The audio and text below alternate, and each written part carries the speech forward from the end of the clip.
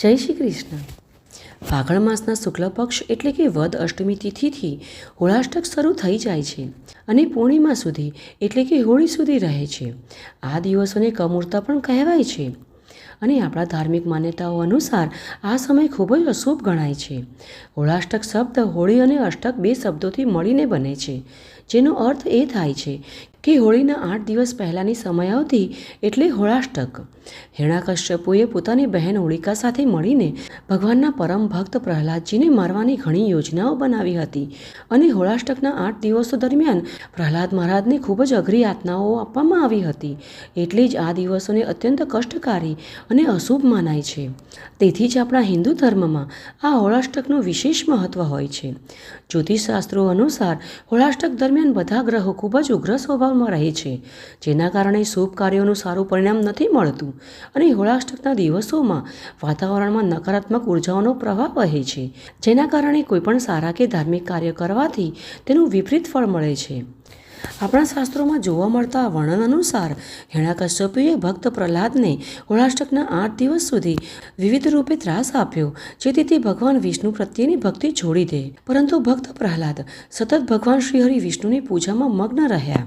ભગવાન વિષ્ણુના પરમ ભક્ત પ્રહલાદને ભગવાનની ભક્તિ કરતા રોકવા માટે તેના પિતા હિરણ્યકશ્યપુએ પોતાના પુત્ર પ્રહલાદ પર ખૂબ જ અત્યાચાર કર્યા અને પોતે જ ભગવાન છે, પોતે જ સર્વોપરી છે તેમ મનાવવા માટે જાતના પ્રયત્નો કર્યા હતા, પરંતુ પ્રહલાદ મહારાજ ભગવાન શ્રીહરિ વિષ્ણુના પરમ ભક્ત હતા। તેણે ભગવાન વિષ્ણુની ભક્તિ ન છોડી, તેથી હિરણ્યકશ્યપુએ તેને મારવા અનેક પ્રયાસ કર્યા અને હોળીના દિવસે તેની બહેન હોળિકાને બોલાવી પ્રહલાદને બાળીને ભસ્મ કરવાનો પ્રયાસ કર્યો, પરંતુ ભગવાન વિષ્ણુની કૃપાથી પ્રહલાદ મહારાજ આગમાંથી સહી સલામત બહાર આવી ગયા અને હોળિકા, જેની પાસે એક દિવ્ય ઓઢણી હતી, જે ઓઢીને તે અગ્નિમાં પ્રવેશ કરે તો અગ્નિ તેને પ્રભાવિત ન કરી શકે, પરંતુ શ્રીહરિની કૃપાથી જ્યારે હોળિકા પ્રહલાદને લઈ અગ્નિમાં પ્રવેશ કરે છે ત્યારે ઓઢણી ઉડી જાય છે અને હોળિકા અગ્નિમાં બળીને ભસ્મ થઈ જાય છે અને અંતે પ્રહલાદ મહારાજના જીવ બચાવવા માટે ભગવાન શ્રી હરિ વિષ્ણુએ ભગવાન નરસિંહનો અવતાર લીધો અને હિરણ્યકશ્યપુનો વધ કરી દીધો અને હિરણ્યકશ્યપુની બહેન હોળિકા અગ્નિમાં બળીને ભસ્મ થઈ તે દિવસે આપણે હોળીનો પર્વ ઉજવીએ છીએ, કેમ કે આ દિવસે હોળિકા, જે અસુર હતી અને નકારાત્મક શક્તિનું પ્રતીક હતી, તે બળીને ભસ્મ થઈ હતી। એટલે જ હોળીના દિવસે આપણે હોળી પ્રગટાવીને સમસ્ત નકારાત્મક શક્તિઓને બાળી બીજા દિવસે ધૂળેટીનો પર્વ રંગ અને ગુલાલ સાથે હર્ષો ઉલ્લાસથી ઉજવીએ છીએ અને હોળીની પહેલાંના આ 8 દિવસ જે આપણે હોળાષ્ટક તરીકે ઓળખીએ છીએ। હોળાષ્ટક દરમિયાન ભગવાન શ્રીહરિના શુદ્ધ ભક્ત પ્રહલાદ પર ખૂબ જ ત્રાસ ગુજારવામાં આવ્યો હતો, તેથી જ આ સમયને હોળાષ્ટક કહેવામાં આવે છે અને આ સમયને અશુભ માની આ સમયગાળા દરમિયાન જેટલી બને તેટલી ભગવાનની સેવા, પૂજા, કથા, કીર્તનમાં પોતાનો સમય વ્યતીત કરવો જોઈએ।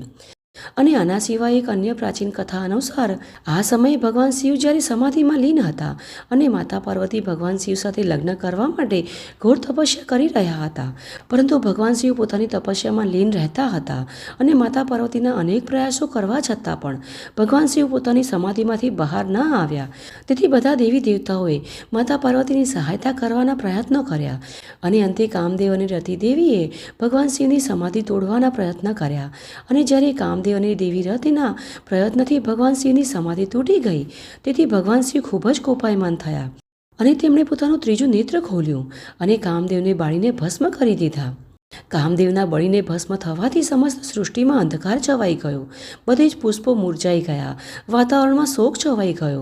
ત્યારબાદ ભગવાન શિવે માતા પાર્વતીને જોયા, તેથી તેમનો ક્રોધ શાંત થઈ ગયો, પરંતુ રતિદેવી શોકમગ્ન થઈ ગયા અને કામદેવને ફરી જીવિત કરવા માટે ભોળાનાથને પ્રાર્થના કરવા લાગ્યા અને રતિદેવીની પ્રાર્થના સાંભળી ભગવાન ભોળેનાથે કામદેવને ફરી જીવિત કર્યા। આમ જ્યારે કામદેવ બળીને ભસ્મ થઈ ગયા હતા અને ભગવાન ભોળાનાથની કૃપાથી ફરી જીવિત થયા, તે સમયગાળાને પણ હોળાષ્ટક કહેવાય છે અને આનો ઉલ્લેખ શિવ પુરાણમાં કરવામાં આવેલો છે। તેથી જ હોળાષ્ટકના સમય દરમિયાન અસુરી શક્તિઓ ખૂબ જ પ્રબળ થઈ જાય છે, તેમજ બધા જ ગ્રહો ઉગ્ર સ્વભાવના રહે છે અને તેથી જ કોઈપણ સારા કાર્ય કરવાથી તેનું પરિણામ સારું નથી મળતું। તો આ હતો હોળાષ્ટકનો મહિમા। હવે ચાલો જાણી લઈએ કે હોળાષ્ટકનો સમય ક્યારથી શરૂ થઈ રહ્યો છે અને ક્યારે પૂર્ણ થશે।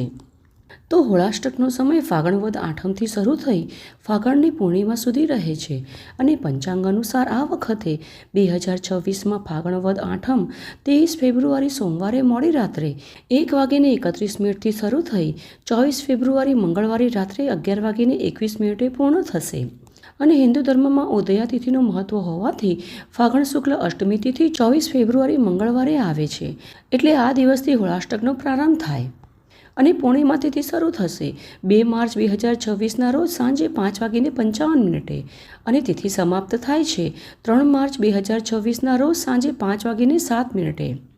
હવે આમ જોવા જઈએ તો ફાગણ માસની પૂનમ 2 દિવસ આવી રહી છે, એટલે ઘણી જગ્યાએ હોળી 2 માર્ચે ઉજવાઈ રહી છે તો ઘણી જગ્યાએ 3 માર્ચે, અને શાસ્ત્ર અનુસાર જોવા જઈએ તો પૂર્ણિમા તિથિ ત્યારે જ નક્કી થઈ શકે જ્યારે ચંદ્રોદય સમયે પૂર્ણિમા તિથિ વિદ્યમાન હોય ને શાસ્ત્રનું માનીએ તો 2 માર્ચે હોલિકા દહન કરવામાં આવશે અને હોલિકા દહન પછી જ હોળાષ્ટક પૂર્ણ થાય અને બીજા દિવસે એટલે કે 3 માર્ચે ધૂળેટીનો પર્વ મનાવી શકાય.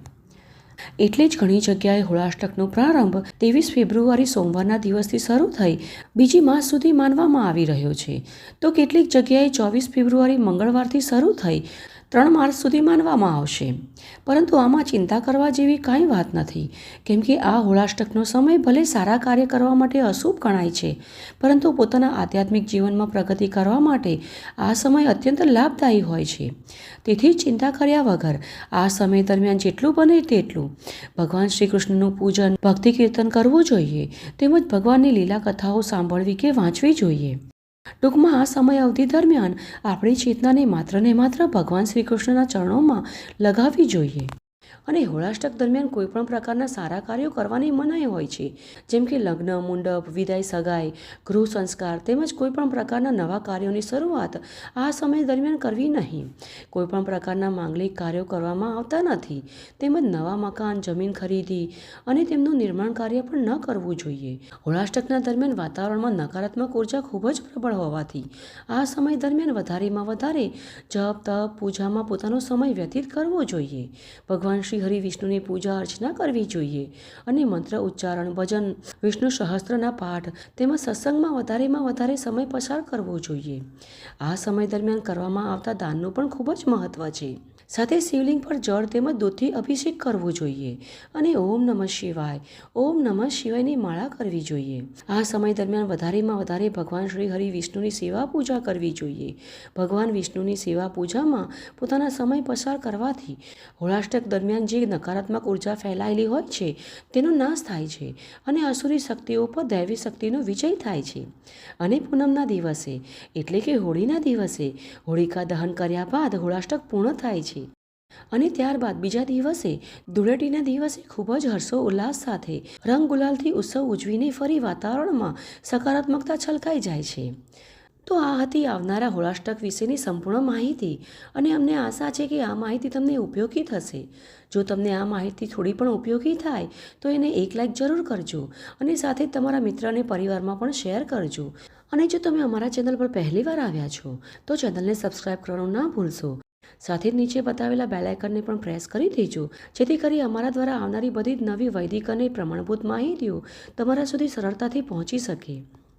તો ચાલો આવી જ વૈદિક અને પ્રમાણભૂત માહિતીઓ અને કથાઓ સાથે ફરી મળીશું. જય શ્રી કૃષ્ણ.